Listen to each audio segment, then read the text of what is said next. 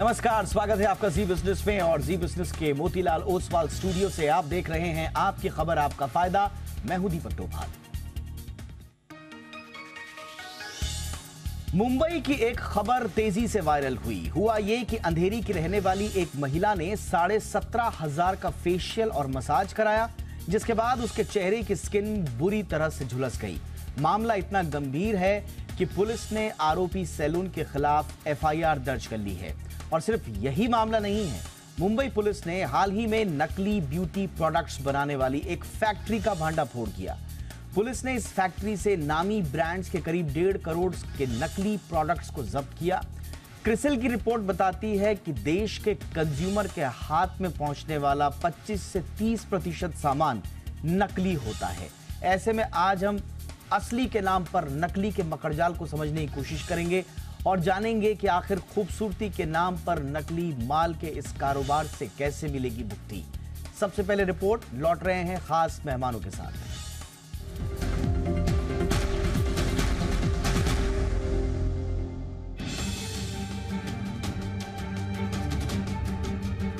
Cosmetics और beauty products का देश में बड़ा बाजार है। ये इंडस्ट्री पूरी तरह से ब्रांड आधारित है।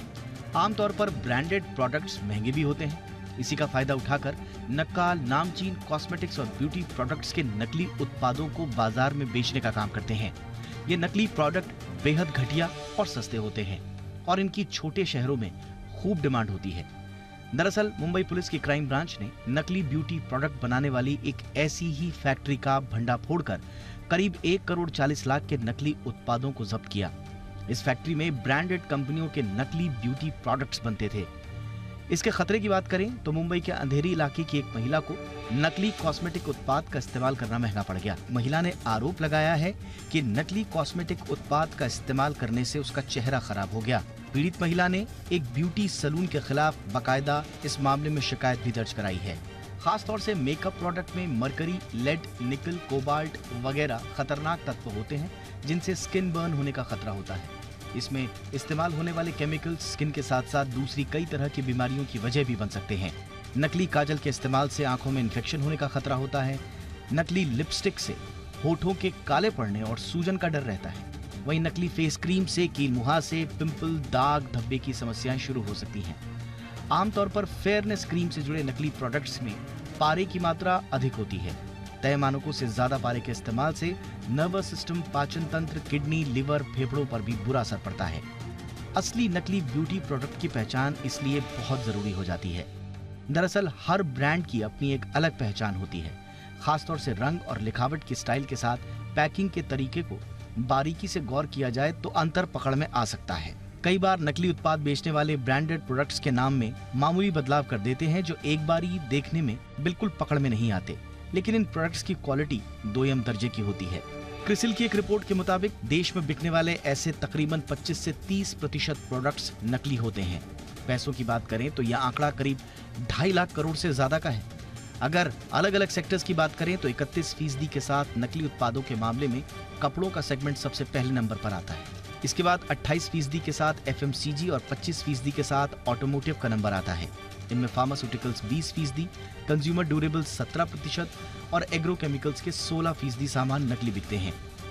दरअसल भारत में आंकड़े के मुताबिक मौजूदा कॉस्मेटिक्स और ब्यूटी प्रोडक्ट का बाजार करीब $6.25 अरब का है।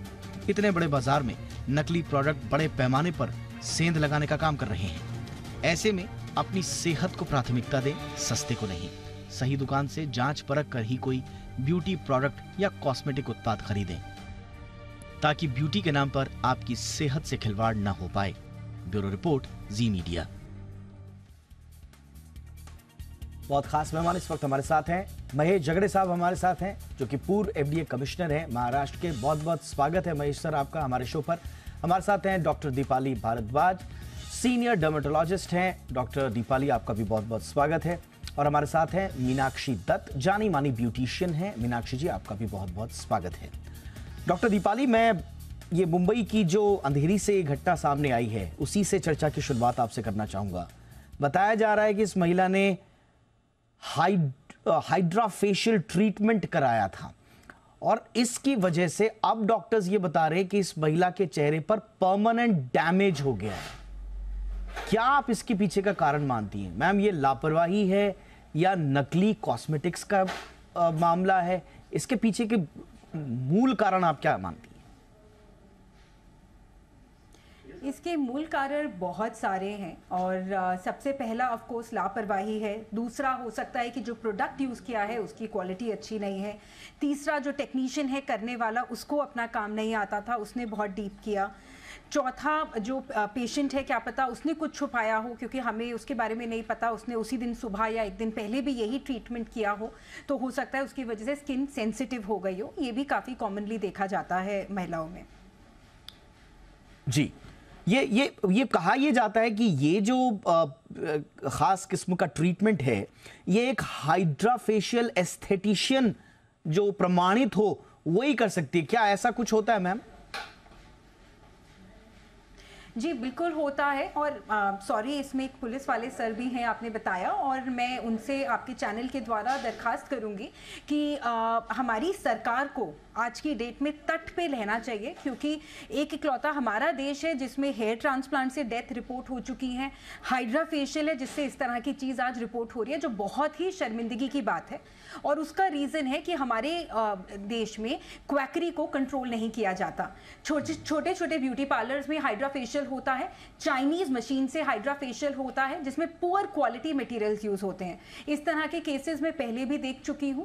और सबसे दुख की बात यह है कि हाइड्रा फेशियल एक कंपनी का नाम है। जैसे आप समझ लीजिए बर्गर किंग, मैकडॉनल्ड या लुई विटॉन। हाइड्रा फेशियल कोई फेशियल का नाम नहीं है, कंपनी का नाम है जिसको पॉपुलर किया गया है। वो कंपनी से बर्न्स हो ही नहीं सकते। 99% इसके अंदर कुछ और प्रोडक्ट्स यूज किए हैं, कोई चाइनीज मशीन यूज करी गई है और लो ग्रेड प्रोडक्ट्स यूज करे गए हैं, जिसकी वजह से स्किन ज्यादा एक्सफोलिएट, केमिकल बर्न्स और पिगमेंटेशन आ गया है लेडी को। और ये महिला को रह सकता है अगले 3 से 5 साल तक। अगर ठीक ट्रीटमेंट यूज करें तो शायद 2 से 3 साल में ठीक भी हो जाए। बट डॉक्टर, काफी पैसा खर्चना पड़ेगा। बट मैम, डॉक्टर कह रहे हैं कि महिला के चेहरे पर परमानेंट डैमेज हो गया है।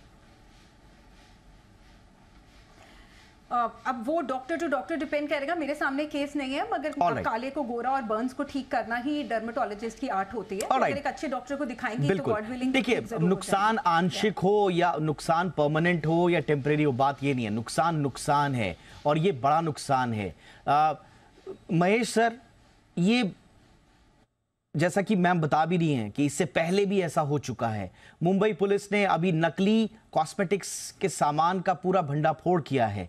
ये कहाँ चूक हो रही है सर? हमारा निगरानी तंत्र में कोई कमी आ जा रही है जिसकी वजह से दुकान दुकान, सैलून सैलून ये नकली प्रोडक्ट्स पहुंच चुके हैं? ये क्या कारण आप इसका मानते हैं सर? दीपक, इसमें ऐसा है कि 2 चीजें हैं। एक तो सामाजिक जो जरूरतें हैं, वो कॉस्मेटिक की जरूरत है क्या नहीं है, यहाँ से शुरुआत करनी चाहिए। और जरूरत नहीं है तो वो क्यों यूज करें, लेकिन वो थोड़ा सा बाजू में रखेंगे।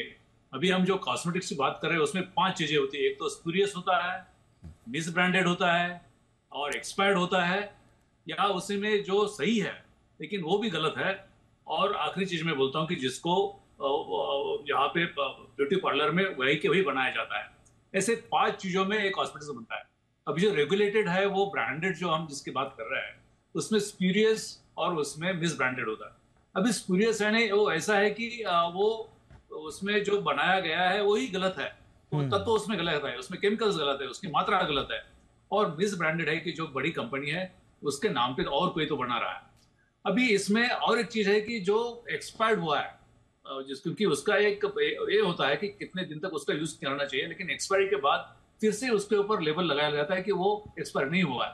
ये सब चीजें चलती है। लेकिन पहले तो मैं ये कर दूं कि मैं पुलिस वाला नहीं हूँ, मैं एडमिनिस्ट्रेशन से हूँ। यस यस, हाँ सर, वो मैं भी उस समय मैंने बीच में इसलिए नहीं टोका कि मैं उसको बाद में इसमें साफ कर दूंगा। अच्छा, वो आपने स्पष्ट कर दिया। Yes sir, please go ahead. ये जो सेक्टर है अनरेगुलेटेड है, यानी ब्यूटिशियंस का, उसमें वो ब्यूटिशियन का कोर्स ऐसे होना चाहिए, ये ट्रीटमेंट होनी चाहिए जैसे कि हम डॉक्टर में वहां पे रजिस्ट्रेशन होना होता है और कौन से एलोपैथिक डॉक्टर ने क्या ट्रीटमेंट देनी है, आयुर्वेदिक में क्या ट्रीटमेंट देनी होती है, वो सब वैसा रेगुलेटेड है। ये जो ब्यूटिशियंस का जो सेक्टर है पूरा अनरेगुलेटेड है। जैसा कि डॉक्टर ने बताया कि रेगुलेशन होना चाहिए, वो रेगुलेशन आना चाहिए, लेकिन मुझे लगता है कि ऑल ओवर द वर्ल्ड उतना वो रेगुलेटेड नहीं है। अभी इसमें होना क्या है कि जो एफडीए के दायरे में आता है वो ये है कि जो मिस ब्रांडेड है और ये जो स्पूरियस है उसके ऊपर कार्रवाई नहीं होती है, क्योंकि ये जो सेक्टर है हमारे, जैसे कि आपने कहा कि $6.27 बिलियन का है, वर्ल्ड में $2.51 का है, वो सेल्फ इसमें जो प्रमोट कर रहे हैं कि हमारे प्रोडक्ट से किसी को गलती से कुछ हार्म ना हो, अगर हार्म हुआ है तो प्रोडक्ट को उसको प्रॉफिटेबिलिटी कम होती जाती है, वो सेल्फ रेगुलेटेड है। लेकिन मुझे लगता है कि ये जो मार्केट है इसके गवर्नमेंट ने थोड़ा बहुत तो उसका ध्यान देना चाहिए, क्योंकि ये मार्केट बढ़ते जा रहा है। 15-16% एनुअल ग्रोथ इसमें कुछ रीजन्स में वो दिखाई देता है। अभी रेगुलेशन कैसे लाए वो ठीक है, लेकिन रेगुलेशन लाने के बावजूद कभी कभी मेडिसिन के ऊपर या ड्रग्स में भी वो रेगुलेशन लाने के बावजूद भी स्पूरियस उसमें मिलते हैं। मुझे लगता है कि पब्लिक ने इसमें करना चाहिए कि जरूरत है क्या नहीं। अभी मैं एक कॉन्क्रीट उदाहरण देता हूँ कि जो टैल्कम पाउडर है, आम घर में हर एक के घर में वो इस्तेमाल किया जाता है, और वो सही प्रोडक्ट है, जॉनसन एंड जॉनसन का था जो बेबी पाउडर, उसमें जो वो स्पूरियस नहीं था, वो डुप्लीकेट नहीं था, वो कुछ नहीं था, लेकिन उसमें भी इथिलीन ऑक्साइड करके जो कैंसरस उसमें पाया गया, और ऑल ओवर द वर्ल्ड फिर उसमें एस्बेस्टस पाया गया। तो ऐसे चीजों में मुझे लगता है कि कम से कम उसका इस्तेमाल करे, और अगर इस्तेमाल करना है तो वो डॉक्टर्स और स्पेशली डर्मेटोलॉजिस्ट और ये सब लोगों से मुझे लगता है कि सलाह मशवरा करके बिल्कुल उसके लिए जाए। अब देखिए इसमें अब ये यस सर यस सर अब इसमें देखिए दो चीजें उभर कर आ रही हैं इस पूरी चर्चा से। इसके दो लेयर्स हैं। नंबर वन, जो हमारे प्रोफेशनल्स हैं, जो सलून में काम करने वाले लोग हैं, क्या उनको किसी तरह के दायरे में लाया जाना चाहिए? क्या उनके पास कोई प्रोफेशनल कोर्स होना चाहिए? क्या उनके पास इस तरह के फेशियल या जो भी थोड़ा सा रिस्क जोन में आते हैं उनको परफॉर्म करने के लिए किसी तरह के स्किल और लाइसेंस की आवश्यकता है? Number one. नंबर टू, इसकी जो लेयर है वो है नकली प्रोडक्ट। मीनाक्षी जी, प्रॉब्लम ये होती है कि जहां पर ये दो चीजें एक साथ जुड़ जाएं, एक तो आपका परफॉर्म करने वाला जो कर्मचारी है वो दक्ष नहीं है, और दूसरा जो प्रोडक्ट यूज हो रहे हैं वो भी दोयम दर्जे के हैं। ये डेडली कॉम्बिनेशन बन जाता है। ये कैसे, इस पर कैसे लगाम लगे? सैलून के अंदर क्या हो रहा है ये कोई नहीं जानता। नाम ठीक है, सोशल मीडिया के जमाने में मार्केटिंग करके सैलून अपना नाम बना सकते हैं, लेकिन वो भरोसा कैसे हो मैम? मीनाक्षी जी। ऐसा होता है कि जो आप मशीन बेस्ड या केमिकल बेस्ड जब आप प्रोडक्ट्स यूज़ करते हैं तो उस पर सबसे इम्पॉर्टेंट है कि आप सबसे पहले आप अपने जो मशीन्स हैं उनको आप जो ऑथराइज्ड डीलर्स हैं आप उनसे लीजिए। जो आप मार्केट रिसर्च, मार्केट स्टडी में जो सबसे बेस्ट ब्रांड्स आती हैं वो होनी चाहिए। और उसके बाद जो वही ब्रांड्स जो हैं और जो मशीन्स जो सेल करते हैं वही आके आपको ट्रेनिंग देते हैं, आपके टेक्नीशियंस को, या आपकी जो पार्लर गर्ल्स हैं या छोटा पार्लर है जो भी है। तो क्या होता है कि उससे जब आपको प्रॉपर, जब आपके टेक्नीशियंस को प्रॉपर ट्रेनिंग मिलती है और अगर आप ऑथराइज्ड ब्रांड से लेते हैं तो डेफिनेटली कोई एक्सीडेंट होने का चांस ही नहीं होता है, बिकॉज वो सब आपने लीगली और एफडी अप्रूव्ड और लाइसेंस्ड काम किया है।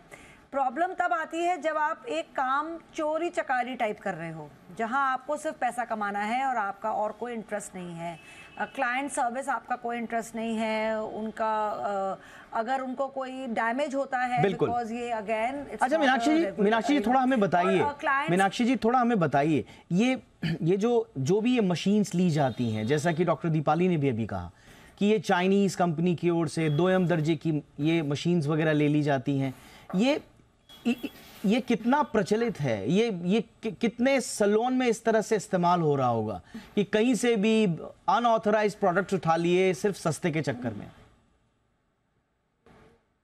आई विल टेल यू क्या होता है कि जो ये मशीन्स हैं, स्पेशली मशीन्स की जब हम बात करते हैं तो ये अगर आप ऑथराइज्ड डीलर से लेते हैं, ऑथराइज्ड कंपनी से लेते हैं जहाँ पे सब कुछ लीगल है, सब कुछ स्किन के लिए बेस्ट है, ये बहुत ज़्यादा महंगी होती हैं। ये लाखों रुपए में आती हैं।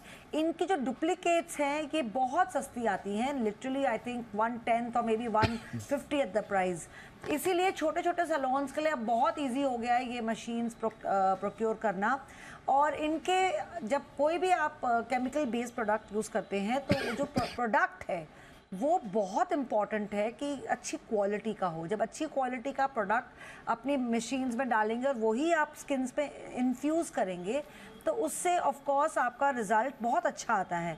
लेकिन जब आपका पूरा आपकी इंटेंशन ही किसी की स्किन अच्छा करने की नहीं है, सिर्फ पैसे कमाने की है, तो डेफिनेटली वहाँ पे सस्ती मशीन्स यूज़ हो रही हैं, प्रोडक्ट्स बहुत, it could be any acid, it could be actually mixed. ये आपने बिल्कुल सही कहा कि सिर्फ पैसे कमाने के लिए, एब्सोल्युटली पैसे कमाने की जो प्रवृत्ति है, और उस चक्कर में आपने दोयम दर्जे की मशीनें खरीद ली, दोयम दर्जे के कॉस्मेटिक्स प्रोडक्ट्स खरीद लिए, और उसके बाद आपने किसी अनस्किल्ड प्रोफेशनल से इस तरह के मसाजेस या फेशियल्स को परफॉर्म करवा दिया, तो स्वाभाविक रूप है जो ये मुंबई की महिला का हाल हुआ है वो होना, वो परिणति तय है। लेकिन किया क्या जा सकता है? जैसे कि हमने रिपोर्ट में भी बताया कि इतने सारी नकली दवाएं हैं। अब तो शो में पता चल रहा है कि सस्ती सस्ती मशीनें भी सैलून में इस्तेमाल हो रही हैं। तो फिर किया क्या जाए? क्या एक कड़क कानून से काम बनेगा या फिर बात कुछ और? चर्चा को आगे बढ़ाते हैं। डॉक्टर दीपाली, अब शुरुआत में जैसे हमने कहा था कि शुरुआत में हम तो समझ रहे थे कि ये शायद कुछ नकली कॉस्मेटिक्स का, लेकिन अब 3 लेयर समझ में आ रही हैं। नकली कॉस्मेटिक्स तो है ही, सब standard cosmetics number 1, number 2 unskilled professionals, और नंबर 3 जो मशीन्स आ रही हैं जिसका आपने और मीनाक्षी जी ने भी जिक्र किया। ये तीनों के तीनों ऐसी चीज़ें हैं डॉक्टर दीपाली की एक आम व्यक्ति जो सैलून में जाएगा उसको नहीं मालूम होता है कि कैसे वो भरोसा करता है। वो देखता है कि हाँ बड़ा सैलून है, ज़्यादा पैसा शायद इसलिए मांग रहे हैं क्योंकि अच्छा ट्रीटमेंट देंगे। तो कैसे पता करें कि प्रोफेशनल सही है नहीं है, कॉस्मेटिक्स सही है या नहीं है, और मशीन सही है नहीं है? जी, इन तीनों के चीज़ों के साथ एक और चीज़ है कि स्किन प्रेपरेशन, ये एक मेडिकल ट्रीटमेंट है, हर इंसान नहीं कर सकता। हर इंसान, आप अभी कहें कि डॉक्टर आप अपने फेस पे हाइड्रा फेशियल करा लो, तो शायद मैं नहीं करा सकती हूँ। स्किन को प्रिपेयर करना पड़ता है, ये कोई नॉर्मल फेशियल नहीं है कि कभी भी आओ और करा लो। स्किन के स्टेप्स होते हैं, कुछ सनस्क्रीन लगाना, नाइट क्रीम लगाना, अगर वो ठीक ना हो तो भी फेस जल सकता है। मेरी आपके चैनल के द्वारा दरखास्त होगी कि सरकार ने एनएमसी का एक रूल बनाया था कि सिर्फ डर्मेटोलॉजिस्ट और प्लास्टिक सर्जन्स करेंगे कॉस्मेटिक सर्जरीज। ये हाइड्रा फेशियल एक कंपनी का नाम है जिसको हम सब पॉपुलर कर रहे हैं, मगर हाइड्रा फेशियल नाम पे बहुत सारी चाइनीज कंपनी से मेडिकल फेशियल किए जाते हैं विद सब स्टैंडर्ड प्रोडक्ट्स, सब स्टैंडर्ड टेक्नीशियंस, एंड जिन्हें ये भी नहीं पता है कि स्किन को किस तरह प्रिपेयर करना है, कैसे ट्रीटमेंट करना है। तो बहुत बारी रिजल्ट नहीं आता, जिसकी वजह से लोगों को लगता है कि हाइड्रा फेशियल के रिजल्ट नहीं है। तो वो आपका हाइड्रा फेशियल हुआ है या कोई और फेशियल हुआ है नहीं पता। इन महिला से जितने पैसे लिए गए हैं वो कॉस्ट है जो न्यूयॉर्क में लिए जाता है। जनरली हाइड्रा फेशियल का कॉस्ट 7,000 से 8,000 लिया जाता है इंडिया में। हाइड्रा फेशियल ओरिजिनल की बात करी जा रही है, नॉट चाइनीज। तो 17,500 जिन्होंने लिया है तो उसका कॉस्टिंग भी बहुत ज़्यादा हाई है, जो आपकी बात ठीक है, क्योंकि लोगों को, मरीजों को आजकल ये लगता है, लेडीज़ को ये लगता है कि चीज़ महंगी है तो शायद ज़्यादा अच्छी होगी। मगर ये सब ना देख के हमारी सरकार को कुछ गाइडलाइंस देनी चाहिए। सिर्फ FDA अप्रूव्ड मशीन्स लेनी चाहिए, जैसे मीनाक्षी ने कहा कि कुछ स्टैंडर्डाइज्ड डिस्ट्रीब्यूटर्स हो, मगर वो भी आम जनता को नहीं पता चलता। जैसे यहाँ महेश जी हैं जो पूर्व FDA में रहे हैं, तो ये कंपनीज का भी सब कुछ वेबसाइट पे चिट्टा होना चाहिए ताकि हम पेमेंट करने से पहले जागरूक नागरिक बन पाए। उनको पता हो कि जो मशीन यूज हो रही है ये FDA अप्रूव्ड है या नहीं है, क्योंकि इकलौती एक ही कंपनी है, एक ही मशीन है हाइड्रा फेशियल की जो मेरे क्लिनिक पे भी है, जो FDA अप्रूव्ड है, जो वाकई बहुत लाखों की है, 15-16 लाख की मशीन है, मगर उसका हम 6,000 या 7,000 रुपया ही चार्ज करते हैं, क्योंकि वो हमें फिर भी प्रॉफिटेबल रहता है, हमें लोगों को चीट नहीं करना। बिल्कुल। बाकी जो भी मेडिकल फेशियल की मशीन्स हैं वो FDA अप्रूव नहीं है, जिनको लोग हाइड्रा फेशियल कह के बेचते हैं। दूसरी चीज, इस तरह के जो ट्रीटमेंट जिनसे बर्न्स हो सकते हैं वो क्वैकरी एक्ट में कंट्रोल होने चाहिए, और हर ब्यूटी पार्लर पे इस तरह की ट्रीटमेंट अलाउ नहीं होने चाहिए जिससे फेस परमानेंटली डिसफिगर्ड हो सकता है। एब्सोल्युटली। महेश सर, क्या हमारे पास ऐसा मैकेनिज्म है, क्योंकि हम जैसा बता रहे हैं हर तीसरा चौथा उत्पाद क्रिसिल की रिपोर्ट कहती है कि चाहे वो किसी भी कैटेगरी का हो, अपैरल हो, शूज हो, कुछ भी हो, वो हर दूसरा तीसरा उत्पाद भारत में नकली बिक रहा है।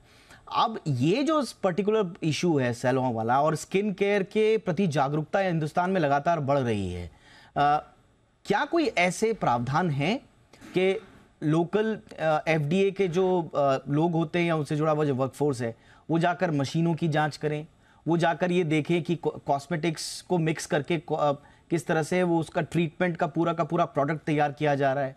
इस पे कोई निगरानी होती है सर इस स्तर पे या नहीं? दीपक, इसमें ऐसा है कि ये जो ब्यूटी प्रोडक्ट्स है वो सेकेंडरी है, प्राइमरी ध्यान तो फोकस तो जो मेडिसिन के ऊपर होता है, ड्रग्स के ऊपर होता है, क्योंकि वो जान बचाने वाले होते हैं। ये तो क्या अच्छा दिखने के लिए और वो इसके लिए होता है, इसलिए थोड़ा सा ध्यान कम होता है। लेकिन मैं एक बताना चाहता हूँ कि कॉस्मेटिक्स और मेडिसिन बनाने के लिए एक ही कानून है, ड्रग्स एंड कॉस्मेटिक्स एक्ट 1940 एक ही है। उसमें मैन्युफैक्चरिंग के लिए जो मेडिसिन के लिए जो स्ट्रिक्टनेस है उतना ही स्ट्रिक्टनेस कॉस्मेटिक्स में भी है। फर्क सिर्फ इतना है कि बेचने के लिए मेडिसिन के लिए लाइसेंस लगता है, इसमें कॉस्मेटिक को बेचने के लिए कोई लाइसेंस नहीं लगता है।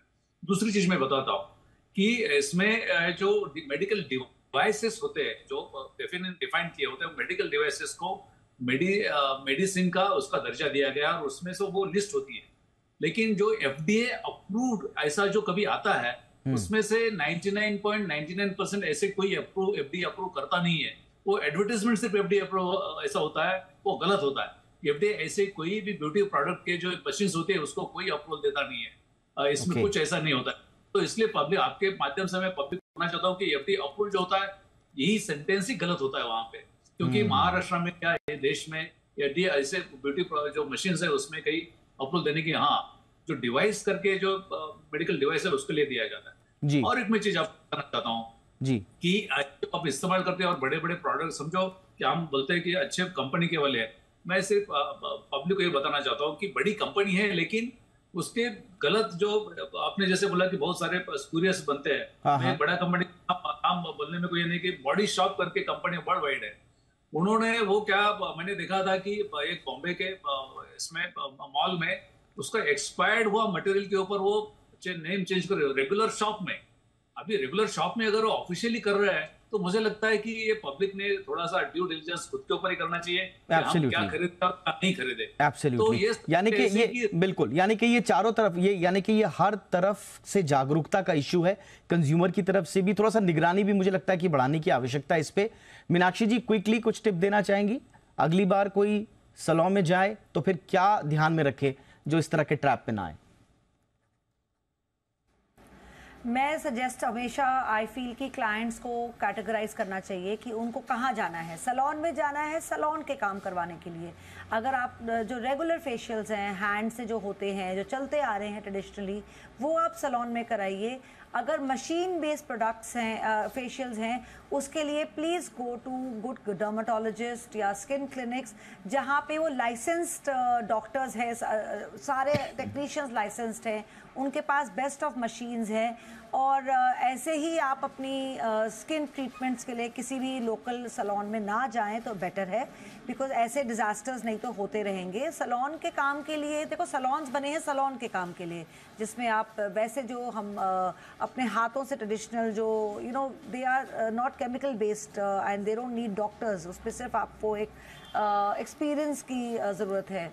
So clients also have to understand वो। और ये छोटे पार्लर्स में हाइड्रा फेशियल में इसलिए भी जाते हैं बिकॉज स्किन क्लिनिक्स में थोड़े महंगे होते हैं और यहाँ पे ये शायद 2, 2,5, 3,000 में कर देते हैं। तो पैसे बचाने का भी एक बहुत बड़ा एक आई थिंक एक कैटेगरी है। बिकॉज हालांकि ये आपने बिल्कुल सही कहा मीनाक्षी जी कि लोग पैसे बचाने के लिए भी छोटे सैलून में चले जाते हैं, आपने सही कहा। लेकिन यहाँ पर आयरनी ये है कि जैसे डॉक्टर दीपाली ने कहा कि उनके जो प्रोफेशनल क्लिनिक में वहां पर वो सिर्फ 5-6 हज़ार ले रहे हैं। यहाँ पर जिस महिला के साथ ये दुर्घटना हुई उसने 17,500 दिए थे। तो ये ऐसा इशू है जिसमें बहुत ज्यादा आपको एहतियात बरतने की आवश्यकता है। मीनाक्षी जी ने जो कहा वो बहुत इंपॉर्टेंट है कि हमेशा इस तरह के हाई रिस्क अगर आप कोई ट्रीटमेंट कराना चाहते हैं तो वो लाइसेंस्ड प्रोफेशनल डॉक्टर्स की निगरानी में ही करें। बहुत बहुत शुक्रिया आप तीनों का वक्त निकालने के लिए। Jagre sir, thank you so much, आपने वक्त निकाला। Doctor Deepali, thank you so much. Meenakshi ji, आपका भी बहुत बहुत शुक्रिया। आपकी खबर आपका फायदा में इतना ही, इजाजत दीजिए, नमस्कार।